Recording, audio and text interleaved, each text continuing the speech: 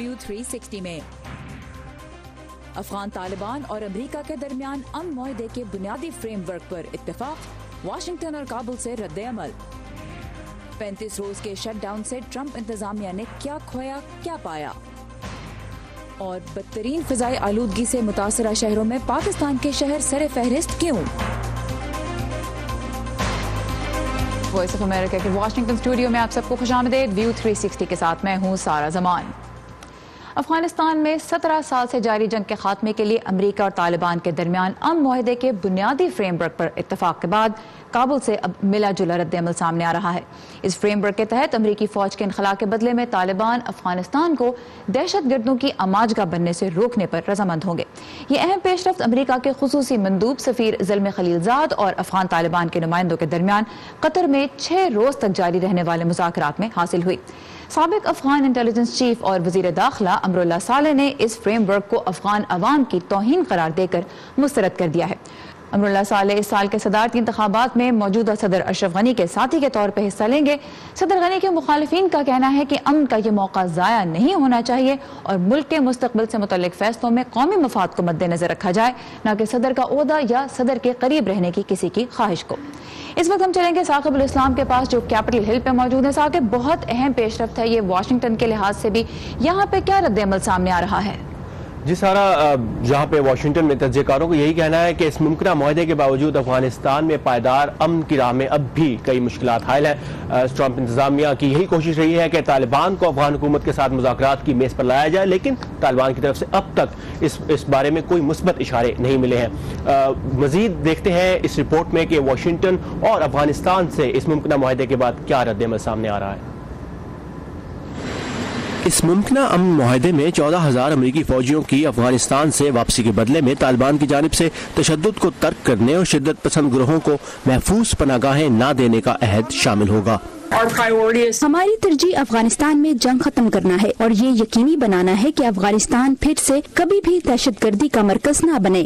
افغان مصالحت کے لیے امریکہ کے خصوصی نمائندے زلمے خلیلزاد نے کابل میں افغان صدر اشرف غنی کو طالبان سے بات چیت کے بارے میں آگاہ کیا، جس کے بعد صدر اشرف غنی نے ایک بار پھر طالبان کو براہ راست بات چیت کی دعوت دی، لیکن طالبان اب تک افغان حکومت کو امریکہ کی کٹ پتلی حکومت قرار دیتے ہوئے اس سے مذاکرات سے انکار کرتے آئے ہیں۔ سابق امریکی سفیر جیمز ڈابنس کا کہنا ہے کہ دونوں طرف سے اس بات پر اتفاق ہے کہ اس مسئلے کا کوئی فوجی حل نہیں، لیکن پھر بھی امن کی راہ میں مسائل موجود ہیں۔ کیا طالبان افغان حکومت سے بات چیت اور پھر اس بات چیت کے دوران جنگ بندی کے لیے تیار ہیں؟ دوسرا، کیا افغان حکومت کے ساتھ مذاکرات افغانستان حکومت چلانے کے کسی نئے معاہدے تک پہنچنے میں کامیاب ہوں گے؟ اور تیسرا، کیا یہ معاہدے قابل عمل ہو سکیں گے؟ دوسری طرف افغانستان میں انسانی حقوق کے کارکن کہتے ہیں کہ کسی بھی امن معاہدے میں انسانی حقوق، خاص طور سے خواتین کے حقوق کی بات بھی ضرور ہونی چاہیے۔ امن مذاکرات میں شریک کسی بھی طرف سے اگر انسانی حقوق اور خاص طور سے خواتین کے حقوق کی بات نہیں ہوتی تو یہ پائیدار امن نہیں، صرف ایک شارٹ ٹرم سیاسی ڈیل ہوگی۔ اگر طالبان افغانستان کے لوگوں سے اپنے مظالم پر معافی نہیں مانگتے اور پچھتاوے کا اظہار نہیں کرتے تو کوئی مصالحت نہیں ہوگی۔ طالبان نے افغانستان پر 1996 سے سال 2001 تک حکمرانی کی ہے، لیکن سپٹمبر 2001 میں نیو یارک میں القاعدہ کے دہشت گرد حملے کے بعد امریکہ نے افغانستان پر یہ کہتے ہوئے حملہ کر دیا تھا کہ القاعدہ نے افغانستان اور پاکستان سے اس حملے کی منصوبہ بندی کی تھی۔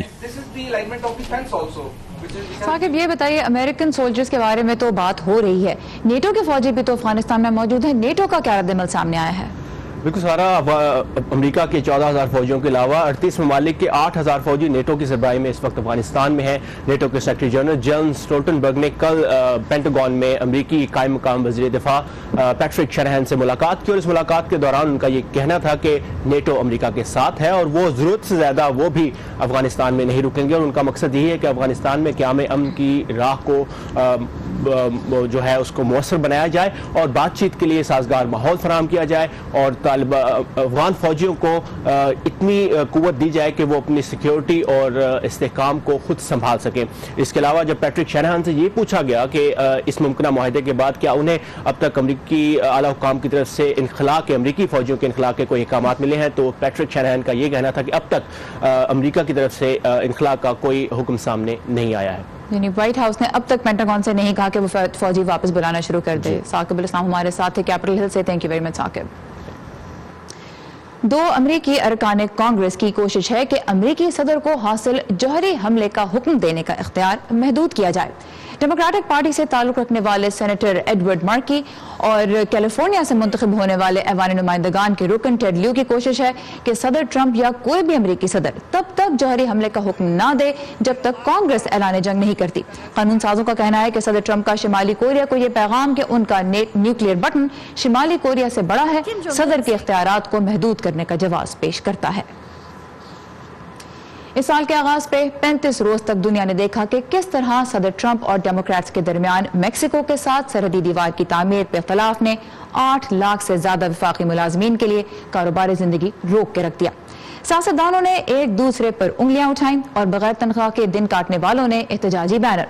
सदर ट्रंप ने कहा कि वो सरहद पर रुकावट खड़ी करने के मंसूबे से पीछे नहीं हटेंगे, मगर फिर हुकूमत को दोबारा चलाने के लिए उन्होंने जिस मुआहदे पर दस्तखत किए वो वही था जिस पर उन्होंने 21 दिसंबर को दस्तखत करने से इनकार कर दिया था। तो फिर सवाल यही पैदा होता है कि 35 दिनों के इस शटडाउन में सदर ट्रंप, डेमोक्रेट्स और आम अमरीकियों ने क्या खोया क्या पाया, और इसी सवाल के जवाब के बारे में हम बात करेंगे वॉइस ऑफ अमेरिका के नेशनल कॉरेस्पॉन्डेंट जिम मलोन से, जो इस वक्त हमारे साथ हैं। Gym, thank you for coming to view 360।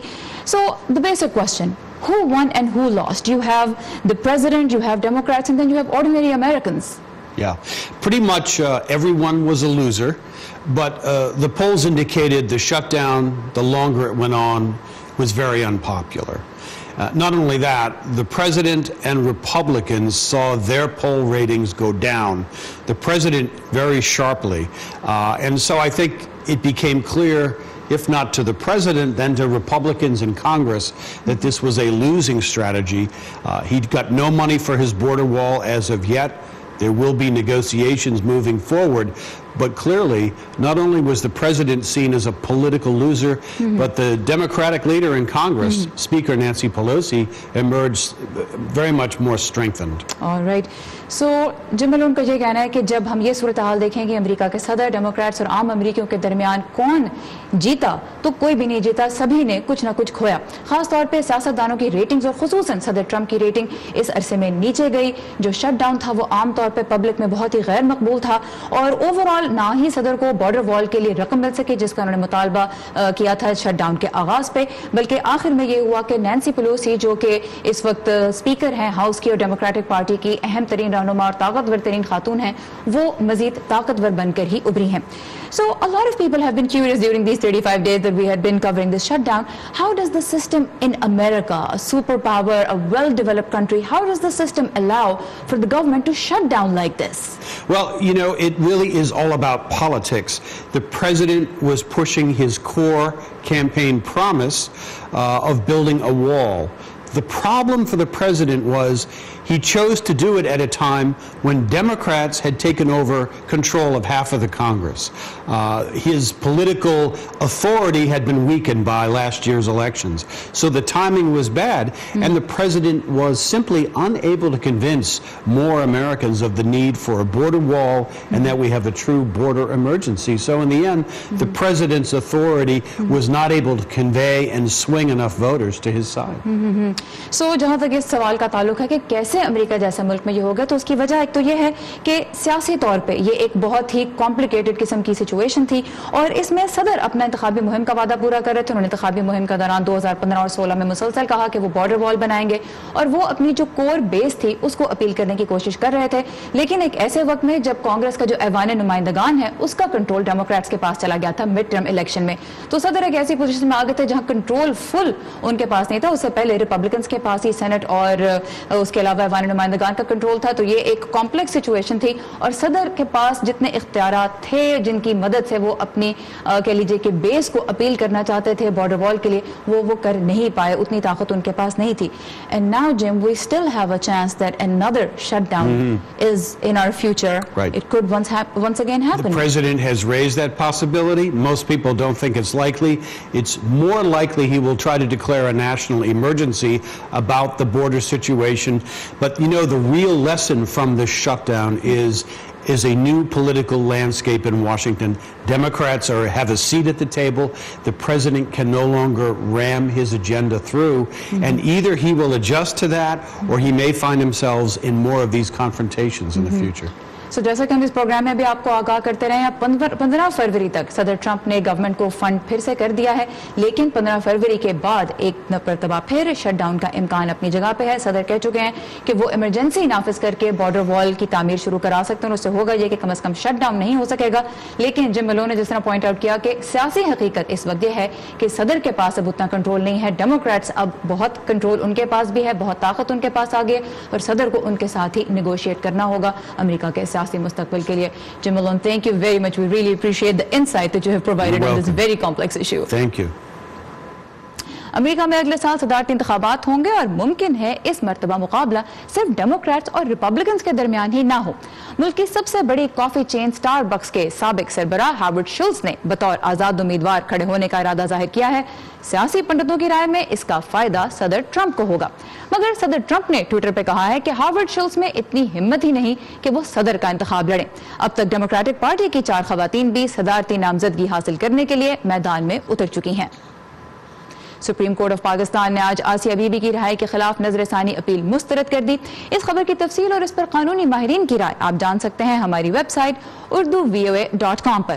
اور اگر آپ کو ہماری ویب سائٹ تک رسائی میں کچھ مشکل پیش آ رہی ہے تو پھر آئیے facebook.com/VOA Urdu کے پیج پہ, جہاں آپ کو ہماری تمام تر کانٹینٹ بآسانی ملے گی. سانس لینا زندگی کی علامت ہے, لیکن آلودہ فضا میں سانس لینا قبل از وقت موت کا باعث بھی بن سکتا ہے, اور دنیا کی آبادی کا ایک بڑا حصہ آج آلودہ فضا میں ہی سانس لے رہا ہے. عالمی ادارہ صحت کا یہ نقشہ جو آپ میرے پیچھے اس وقت دیکھ سکتے ہیں, اس سے یہ ظاہر ہوتا ہے کہ دنیا کا ایک بڑا حصہ اس کی ایئر کوالٹی بہت ہی خراب ہے. ایشیا, افریقہ اور جنوبی ایشیا آپ دیکھ سکتے ہیں سبھی سرخ میں ہیں, یعنی اس خطے کی فضا خاص طور پہ آلودہ ترین ہے, جس کا مطلب یہ ہوا کہ صحت کے لیے بھی انتہائی غیر محفوظ ہے. اس وقت ہم چلیں گے وردہ خلیل کے پاس جو ہمارے ساتھ اسٹوڈیو میں موجود ہیں. وردہ, یہ بتائیے, پاکستان کے بہت سے شہروں میں اب لوگ سانس کی تکلیف کی شکایت کرتے ہیں. آلودگی کے اعتبار سے پاکستان کی صورتحال کتنی خراب ہے؟ جی سارا, پاکستان کے شہروں کا شمار اب دنیا کے بدترین فضا والے شہروں میں ہوتا ہے. عالمی ادارہ صحت کے پیمانے کی بنیاد پر جب اعداد و شمار جمع کرنے والی ویب سائٹ دا اسٹاکر نے دنیا کے 25 آلودہ ترین شہروں کی فہرست بنائی تو پشاور دنیا کا سب سے آلودہ شہر بن کر ابھرا, جبکہ دوسرے نمبر پر راولپنڈی اور فہرست میں 25ویں نمبر پر لاہور ہے. ان شہروں میں آلودگی کی وجہ شہری علاقوں میں ڈیزل کا استعمال, صنعتی آلودگی, کوڑا کرکٹ اور گندے نالے ہیں. یہ فضائی آلودگی سانس لینے میں تو دقت پیدا کرتی ہے, لیکن یہ حقیقتاً کسی زہر سے کم نہیں. عالمی ادارہ صحت کے مطابق دنیا بھر میں ہر سال فضائی آلودگی کے باعث تقریباً 42 لاکھ لوگ موت کے منہ میں چلے جاتے ہیں. مضر صحت گیسیں اور ذرات انسانوں میں پھیپھڑوں اور دل کی بیماریوں کے ساتھ ساتھ کینسر کا باعث بنتے ہیں. فضائی آلودگی اور اس سے ہونے والی اموات کا مسئلہ زیادہ تر کم اور درمیانی آمدنی والے ممالک میں نظر آ رہا ہے. جیسا کہ آپ نقشے میں بھی دیکھ سکتے ہیں کہ بدترین ہوا جنوبی ایشیا, مشرق وسطیٰ اور پھر افریقہ کے شہروں کی ہے. آلودگی کے نتیجے میں صحت کے مسائل سے بھی پاکستان اور بھارت بری طرح متاثر ہو رہے ہیں. سب سے خراب ایئر کوالٹی میں پاکستان کے 3 شہروں کے علاوہ بھارت کے 11 شہر بھی شامل ہیں. تو جنوبی ایشیا کے لیے خاص طور پہ صورتحال کافی اس وقت خراب نظر آ رہی ہے. تھینک یو وردہ خلیل. پاکستان اور جنوبی ایشیا میں صورتحال اتنی کیسے خراب ہو گئی, اسی بارے میں ہم بات کریں گے پاکستان ایئر کوالٹی انیشیٹو کے بانی عابد عمر سے, جو پاکستان میں ہوا کی کوالٹی کو مانیٹر کرنے کی عوامی مہم چلا رہے ہیں. Abid, welcome to view 360.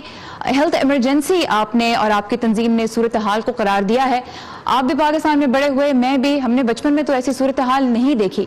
اب کیا ہو رہا ہے, کیوں ہو رہا ہے ایسے؟ پاکستان کی جو ہوائی آلودگی اتنی خراب ہے, پہلے تو ایک یہ وجہ ہے کہ ہمیں بچپن میں اس کے بارے میں معلوم ہی نہیں تھا.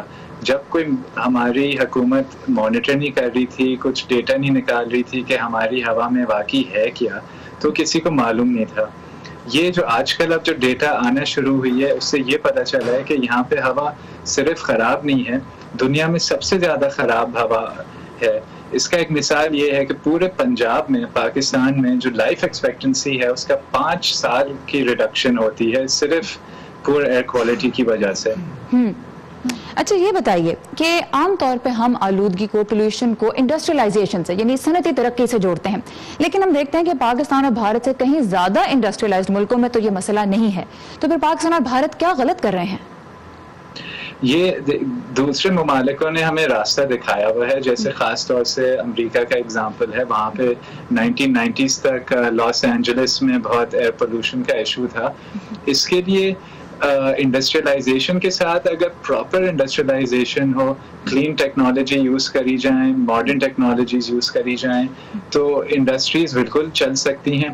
پاکستان میں جو ابھی سب سے بڑا ایشو ہے انڈسٹریلائزیشن کے ساتھ کہ جو ہم سب سے پور فیول کوالٹی یوز کرتے ہیں، وہ بے شک آپ کی گاڑیوں کے لیے ڈیزل ہو، فرنس آئل ہو انڈسٹریز کے لیے، کول ہو جو آج کل بہت پاور پلانٹس میں، یہاں چھوٹے پاور پلانٹس میں یوز ہو رہا ہے، اس کا ایک بہت زیادہ اثر ہے. اب یہ بتائیے پھر آپ کا جو انیشیٹو ہے وہ بہت ریگولر بنیادوں پہ ایئر کوالٹی کے بارے میں ڈیٹا جمع کرتا ہے اور اسے پبلک کے لیے ریلیز بھی کرتا ہے. کیا آپ دیکھتے ہیں حل اس مسئلے کا پبلک کیا کر سکتی ہے اور حکومت کو کیا کرنا چاہیے؟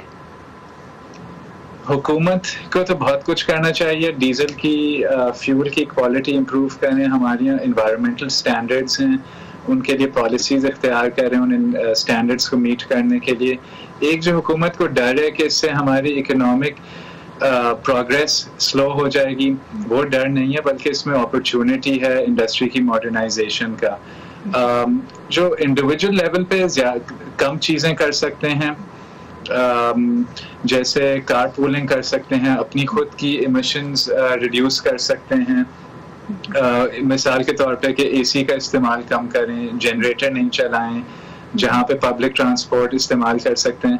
لیکن یہاں اتنی خراب ہوا ہے کہ خاص طور سے پورے پنجاب میں باہر اگر نکلیں تو فیس ماسک بھی پہننا چاہیے ہے، خاص طور سے بچے اور بوڑھوں کے لیے. ٹھیک، تو یعنی اپنے رویے میں ہمیں بہت سی تبدیلیاں لانی ہوں گی. پاکستان میں جس طرح آپ نے کہا کہ گاڑی شیئر کر کے استعمال کریں، پبلک ٹرانسپورٹ کا استعمال کریں تاکہ کم از کم ٹرانسپورٹ کا جو دھواں ہے وہی کم ہو سکے. عابد عمر ہمارے ساتھ ہے، پاکستان ایئر کوالٹی انیشیٹو کے بانی. آپ کے وقت کا بہت شکریہ.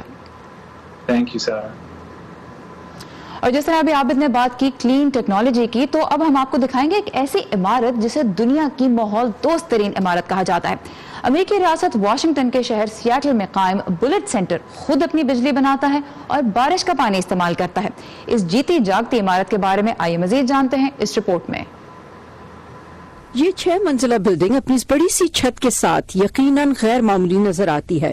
یہ اس شہر کی کسی عام کمرشل بلڈنگ سے 82% کم توانائی استعمال کرتی ہے اور یہاں کام کرنے کے اعتبار سے خوشگوار جگہ مانی جاتی ہے. بلٹ سینٹر کے ڈیزائنرز محض ایک ایسی آرام دہ آفس بلڈنگ جو خوب بجلی استعمال کرتی ہو نہیں بنانا چاہتے تھے. وہ بلٹ سینٹر کو ایک جیتی جاگتی لیبورٹری بنانا چاہتے تھے جو اپنے ماحول دوست انجینئرنگ ڈیزائن سے دنیا کو متاثر کرے.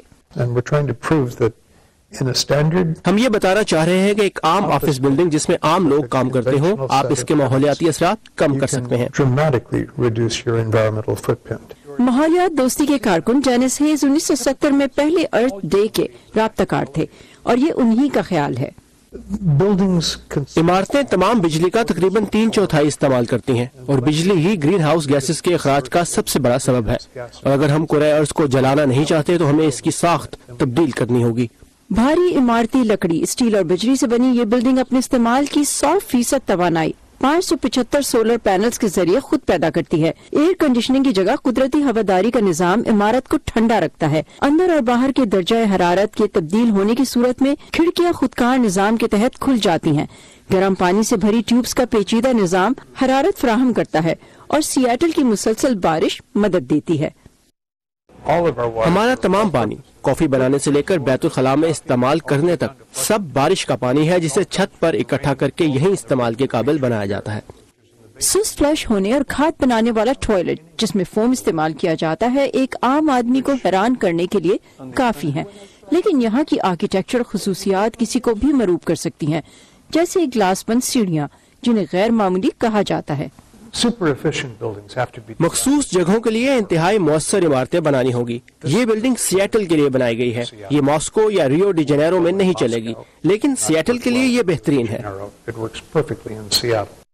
گزشتہ چند سالوں میں دنیا بھر سے پروفیشنلز اس جدید عمارت کو دیکھنے کے لیے آتے رہے ہیں تاکہ اس سے متاثر ہو کر اس سے سیکھ سکیں. نتاشا میسکوایا کے ساتھ سباشا خان، وائس آف امریکہ. کہتے ہیں کہ خبریں تو بھائی لوکل ہوتی ہیں. لیکن جب ہمارے اور دنیا بھر کے مسائل ایک سے لگنے لگے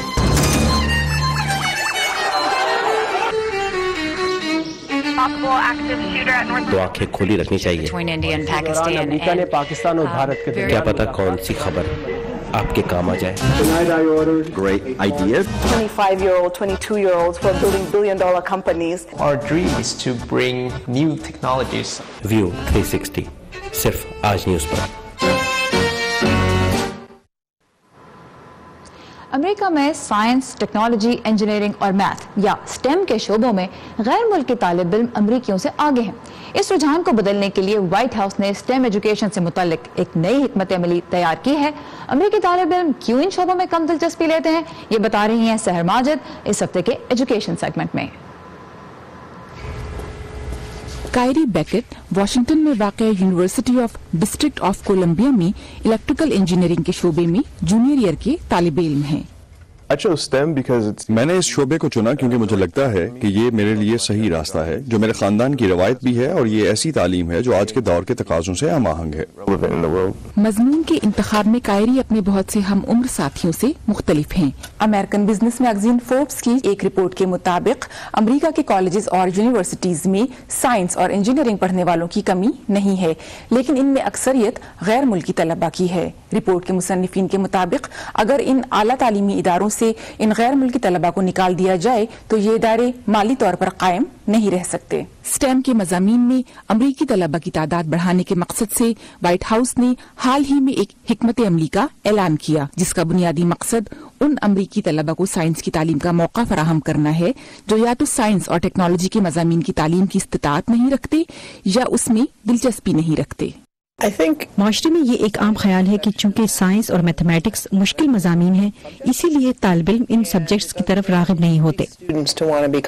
تاہم university of district of Columbia میں انجینئرنگ ڈپارٹمنٹ کے ڈین دیو داس شیٹی سمجھتے ہیں کہ امریکی طالب علموں کی سائنس میں عدم دلچسپی کی وجہ کچھ اور ہے. امریکی طالب علموں کے پاس اور بہت سارے آپشنز ہیں.